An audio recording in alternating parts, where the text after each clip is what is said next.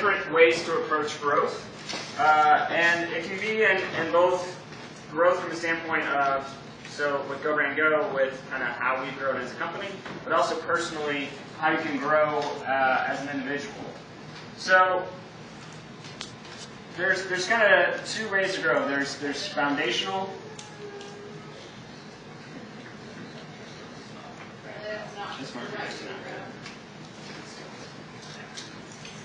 Foundational, and then there's focused. So kind of two ways to look at it is kind of pyramid and then tree. So what would you say potentially could be the advantages of foundational growth versus focused growth? That's not a rhetorical question. Sturdier. Okay, sturdier. What else? It's a broad scope. Okay, broad scope. What about focus? What would be some advantages potentially of focused growth? Quicker. It's quicker. What else? You get highly specialized. So you're highly specialized, right? So those are two different approaches. So for us, which do you think we've probably taken more of? Well, we take more foundational and then feed those people into focus. Right. So we probably take more of a foundational approach. From the standpoint of we layer blocks and blocks on top of each other from the standpoint of when we learn new things. So, for example, 2003 to 2008 was apparel and promotional products and marketing strategy and things like that. Then we layer websites and design and consulting and all of these things. But where the real value comes, we mentioned in Whiteboard Wisdoms a couple weeks ago about intersectional innovation. You guys remember that? The Medici effect? So what ends up happening is when you don't have a pyramid that's on a major slant and you kind of make it a little straighter, what ends up happening is so if you have, from a learning standpoint, you have your foundational learning, and then when you layer one block that combines kind of two thoughts, now you create kind of a mini pyramid. And what ends up happening is you keep layering more and more stuff on top of each other. And all the different associations that you make along the way start building on top of each other. So even though this new highly specialized thing that you learned seemingly looks irrelevant to this foundational block, it's really still connected. So what you want to continue to try to do when you're learning is expand your base and then also build on top of things. So a lot of times it's not sequential and it's not organizational, but you start kind of piling on top, which allows you to understand new concepts and allows you to understand new things and look at things in a totally different perspective.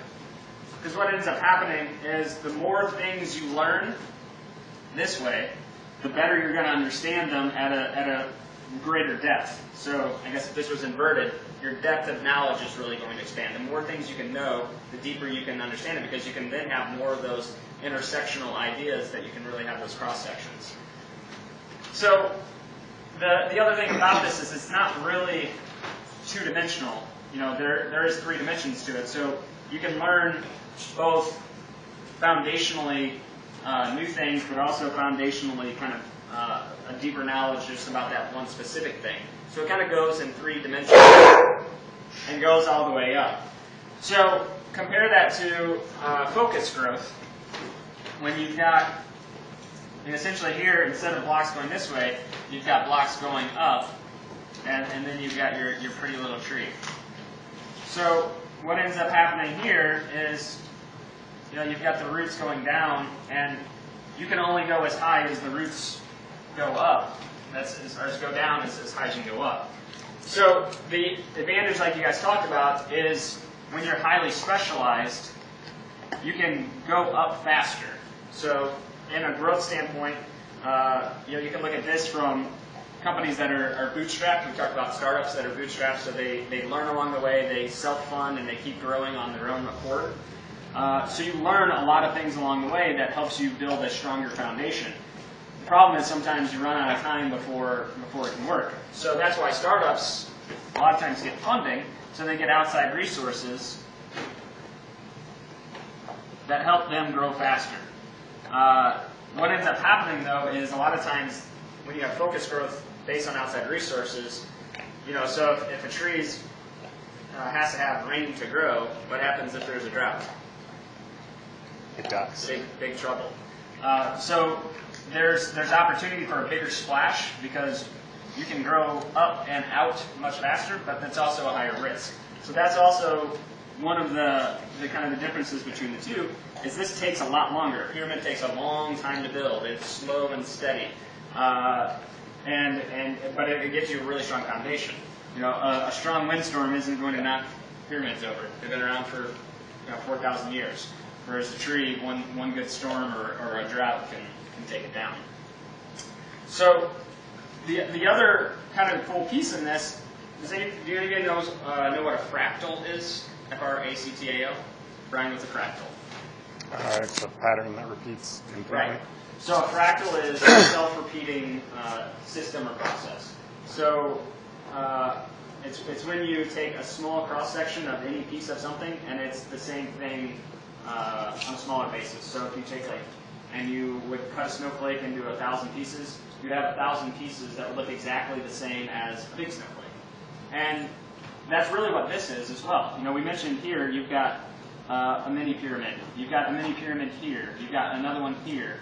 You've got one here. So you've got lots of different types of learning going on that all build on top of each other. And what in nature and actually in engineering, the strongest shape is a triangle, right? That's what you're building here is triangle on top of triangle on top of triangle on top of triangle, which really gives you that strong base that you can continue to build on and learn from. So what it comes down to is like I mentioned earlier, is you've got to be continually pushing yourself to learn new things, because that allows you to expand your base, which allows you to then go higher. If you start trying to pile on top of and try to go too focused too quickly, it makes you go higher, but it also makes it less steady. The other important part about this is, and we've talked about failing forward, right? So the other component that when you put this into a growth model, into a learning model, is when you fail forward in this model. So say we don't know where the block is going, but all of a sudden it lands there, and then we try to put one in here. What's going to happen? This block falls down, right? So, but it's just one block, so it's not that big of a deal. We pick the block up off the ground, and we go, oh, it actually needs to go here. And then we can start building underneath it or up and around it. As opposed to, in this model, if you misplace one block, so say you put the block here, and then you try to stack the next one here, down goes tree. So what this allows you to do is when you have that strong foundation and you add one nugget at a time, it allows you to take more chances, because it's not going to bring the whole thing down if you do something wrong. And it allows you to learn from the lesson, pick up the block, understand, learn the lesson of what happened, what went wrong, and then reapply the lesson and reapply the block in a place that would allow it to continue to grow. What's another place that you guys have seen this? That question is coming every week, so. Besides Egypt? No trees. I see our designers learning code. Yeah. So it's not just, they're not focusing just on their own thing.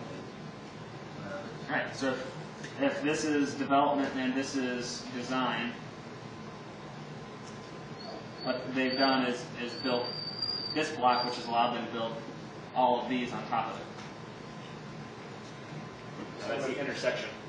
What Brian's doing for the content department is like kind of laid out all the blocks of efficiencies, and then teaching them or working with Rowan and Maggie on it, and then kind of adding, slowly adding, and not trying to do everything at once. So what Brian is doing, he's saying, here are the building blocks of how to do content, which allows them to understand kind of and really understand the purpose of things, which of those you have a greater understanding of the whole, and build upwards. It takes a lot more time up front, as opposed to what he could be doing is just saying, write a blog post, write a social media post, just do it, and that would be more. They would be more productive right away. But then, if something wasn't in specific, wasn't a plug and play, repeat completely exactly the same as they got the last time, they wouldn't know where to go. So they might put it off to the side, and then the whole thing comes tumbling down. Well, and because we're the size we are, because we're so small, and because we move fast, a lot of our blocks are built out of towers and crumbs of towers that fell over, but they're still getting built. Because if you step back from that content department pyramid there, there's the block underneath it that's built of learning how to do systems and learning how to implement it all, so that those empty 6 blocks there can then be applied elsewhere to make a stronger pyramid later. Okay. So they are very much the fractal of a piece of a piece of a piece. Any other places?